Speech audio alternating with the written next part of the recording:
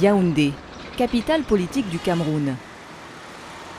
Dans les rues, dès les premières heures du jour, impossible de passer à côté. Sur ces étals de fortune, la star, c'est le beignet haricot bouilli. Un mets local constitué de haricots et de farine de blé, devenu au fil des années l'un des aliments les plus populaires au Cameroun.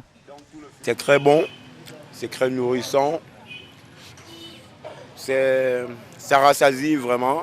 Tu peux passer toute la journée, tu manges ton beignet haricot et puis jusqu'à 16h, tu es rassasié. Si vous faites des tours un peu le matin, dans les petits carrefours, vous allez voir que le beignet haricot, vraiment, c'est presque le menu de la majorité des Camerounais.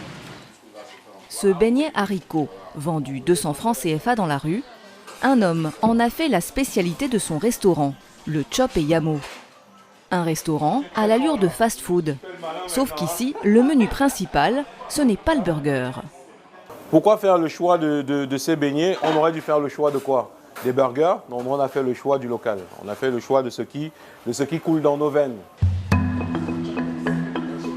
Vendre ses beignets dans des restaurants de type fast-food, c'est l'idée de cet entrepreneur camerounais de 43 ans, Idriss Guepnang. Lorsqu'il ouvre son premier restaurant en 2011, il choisit de proposer des recettes 100% locales.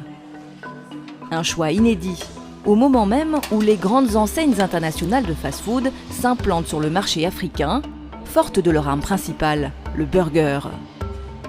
Face à cet emblème de la société de consommation occidentale, Idriss contre-attaque avec le beignet haricot, pour conquérir les papilles, mais aussi le cœur des consommateurs camerounais. Pourquoi s'est-il lancé dans ce pari a priori fou? Comment développe-t-il son modèle économique? Immersion dans la première chaîne de fast-food 100% camerounaise.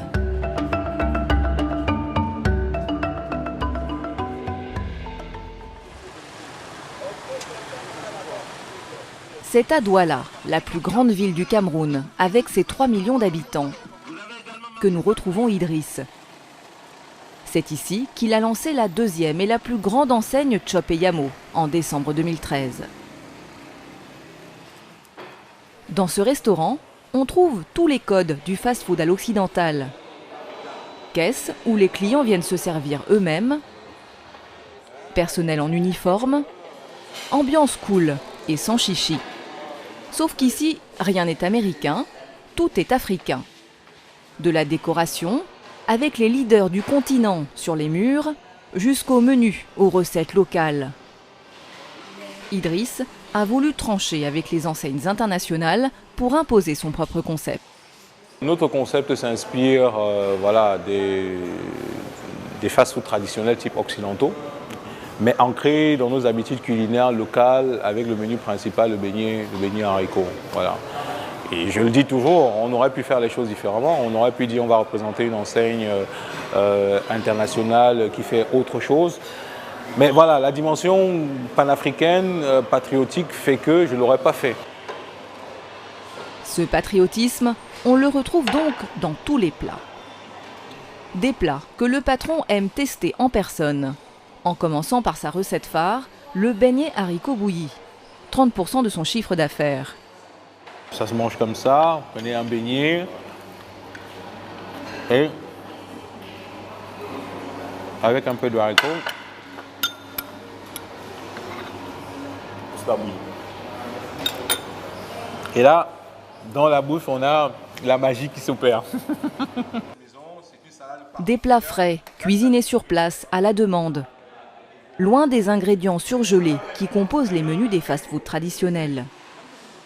Une spécificité qui fait dire à Idriss que Chop et Yamo n'est pas tout à fait un fast-food comme les autres.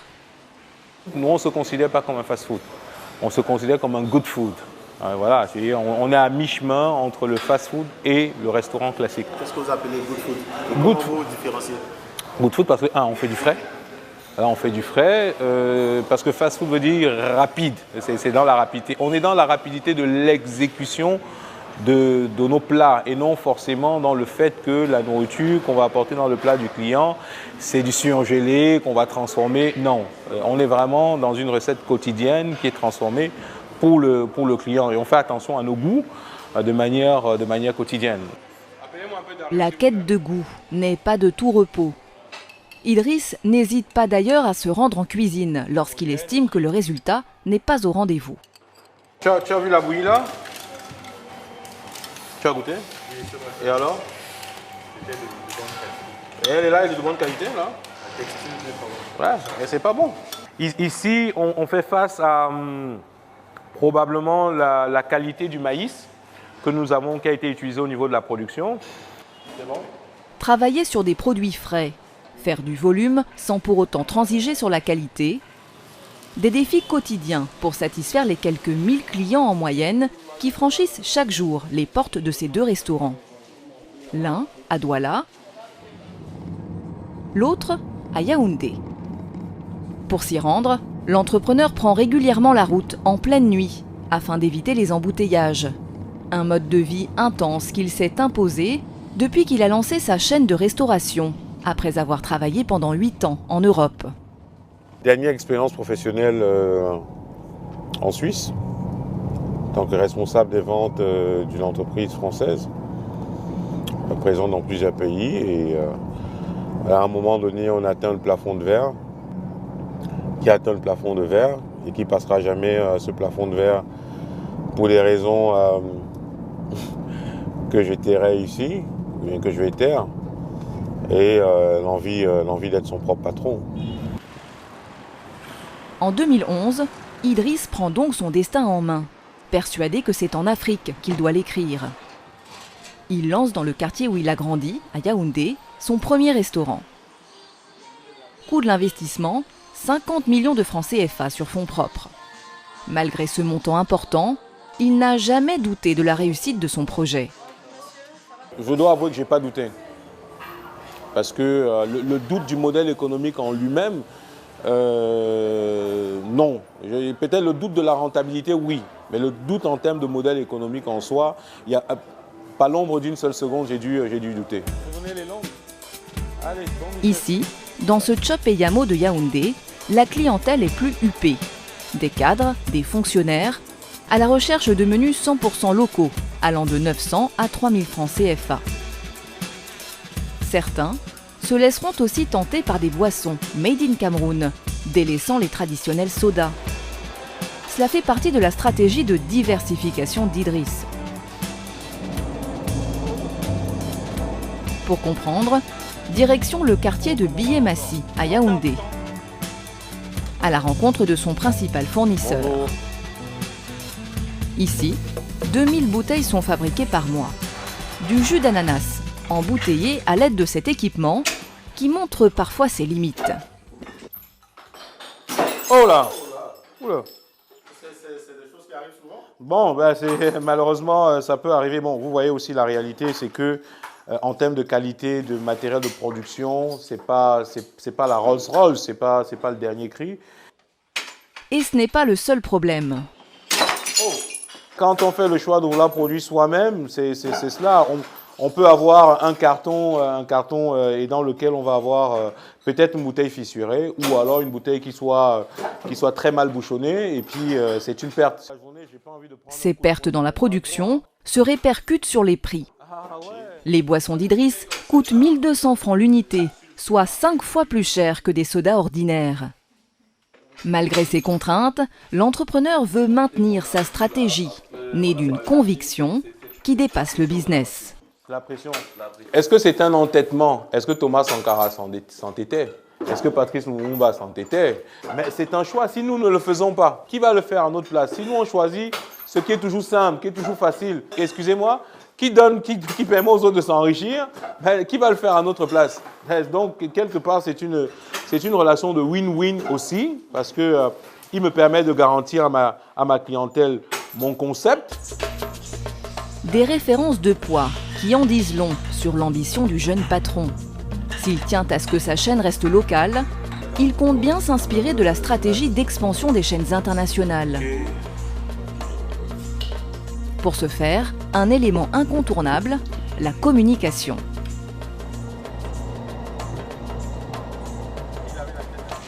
Idriss poursuit donc sa journée en se rendant dans son agence. Il vient visionner des extraits de la prochaine publicité de Chop et Yamo, bientôt diffusée à la télévision camerounaise. Le beignet haricot, c'est vous c'est nous. Chopeyamo, made in Cameroun. Un message fédérateur, avec un clin d'œil vestimentaire aux différentes cultures du Cameroun. Cela pourrait être une campagne électorale, mais il s'agit bien d'une publicité pour le beignet haricot bouilli. Est-ce que c'est un choix de vendre Chopeyamo sur l'idée du Made in Cameroun? Oui, c'est un choix assumé. C'est un choix fièrement assumé et affiché de le vendre ainsi. Pourquoi? Parce que ce n'est pas Made in China. C'est pas made in France, c'est pas made in USA, c'est made in Cameroun, made in Africa. Pour cette campagne, il va débourser 5 millions de francs CFA. Objectif, positionner sa marque, mais aussi booster ses ventes. Aujourd'hui, on estime à 60 millions de francs CFA le chiffre d'affaires mensuel de Chopeyamo. En 8 ans d'activité, 4 restaurants ont été ouverts, 2 ont dû être fermés suite à des erreurs de choix d'emplacement.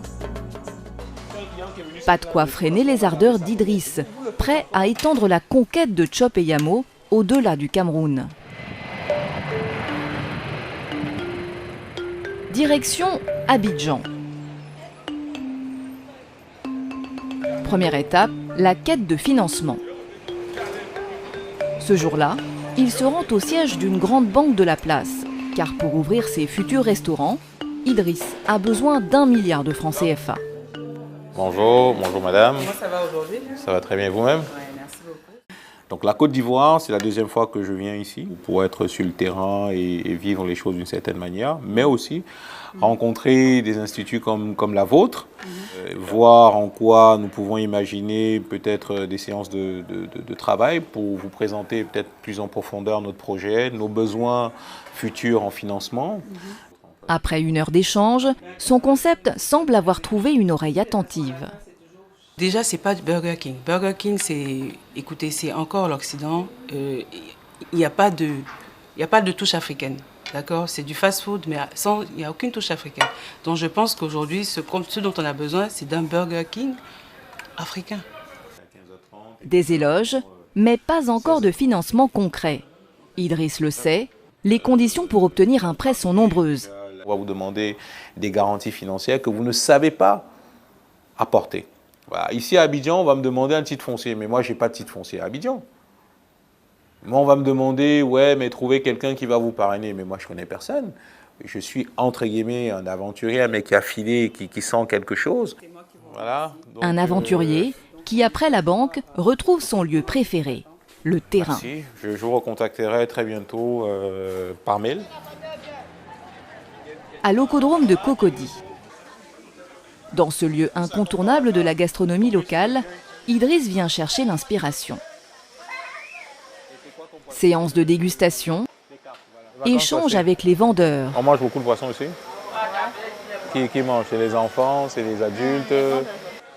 Mais aussi avec les clients, à la recherche de la recette phare, de l'équivalent de son beignet haricot bouilli.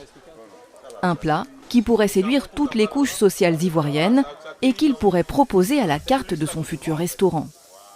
S'il a choisi la Côte d'Ivoire pour lancer Chopeyamo au-delà des frontières du Cameroun, c'est pour son dynamisme économique, mais aussi pour une autre raison stratégique. J'ai aussi la sensation que les autres pays, Togo, Bénin, etc., regardent énormément vers la Côte d'Ivoire. Donc ce qui se passe en Côte d'Ivoire, si quelque chose est validé en Côte d'Ivoire en termes de pertinence, il y a de fortes chances que les autres pays autour réagissent plus ou moins de la même manière. Donc... Si son concept fonctionne en Côte d'Ivoire, l'entrepreneur en est sûr. Il fonctionnera dans les pays de la sous-région. Idriss voit loin, au-delà de son ambition affichée sur son t-shirt. Il veut porter le beignet haricot sur tout le continent. Un rêve qui lui vaudra peut-être le titre de King du fast-food africain.